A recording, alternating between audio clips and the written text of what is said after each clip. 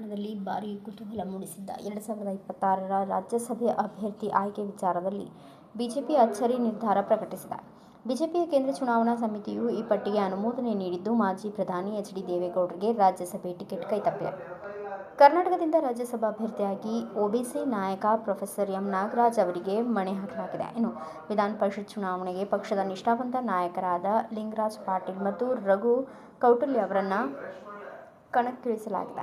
ಬಿಜೆಪಿಯ ಈ ಹಠಾತ್ ನಿರ್ಧಾರವು ಮೈತ್ರಿ ಪಕ್ಷವಾದ ಜೆಡಿಎಸ್ಗೆ ಭಾರೀ ಆಘಾತ ನೀಡಿದ್ದು, ಮಾಜಿ ಪ್ರಧಾನಿ ಎಚ್. ಡಿ. ದೇವೇಗೌಡರ ಮರು ಆಯ್ಕೆಯ ಲೆಕ್ಕಾಚಾರ ಸಂಪೂರ್ಣ ಉಲ್ಟಾಗಿದೆ. ರಾಜ್ಯಸಭಾ ಟಿಕೆಟ್ ಆಕಾಂಕ್ಷಿಯಾಗಿದ್ದ ಪ್ರಾದೇಶಿಕ ಪಕ್ಷ ಜೆಡಿಎಸ್ಗೆ ತೀವ್ರ ನಿರಾಸೆಯಾಗಿದೆ. ಸದ್ಯ ರಾಜ್ಯಸಭಾ ಸದಸ್ಯರಾಗಿರುವ ಮಾಜಿ ಪ್ರಧಾನಿ ಎಚ್. ಡಿ. ದೇವೇಗೌಡರ ಅವಧಿ ಮುಕ್ತಾಯಗೊಳ್ಳುತ್ತಿದ್ದು, ಹಿರಿತನದ ಆಧಾರದ ಮೇಲೆ ಬಿಜೆಪಿ ಮತ್ತು ಜೆಡಿಎಸ್ ಮೈತ್ರಿಯಿಂದ ಗೌಡ್ರನ್ನೇ ಜಂಟಿ ಅಭ್ಯರ್ಥಿಯನ್ನಾಗಿ ಮರು ಆಯ್ಕೆ ಮಾಡಬಹುದು ಎಂಬ ಬಲವಾದ ಆಸೆ ಜೆಡಿಎಸ್ ಶಾಸಕರಲ್ಲಿತ್ತು.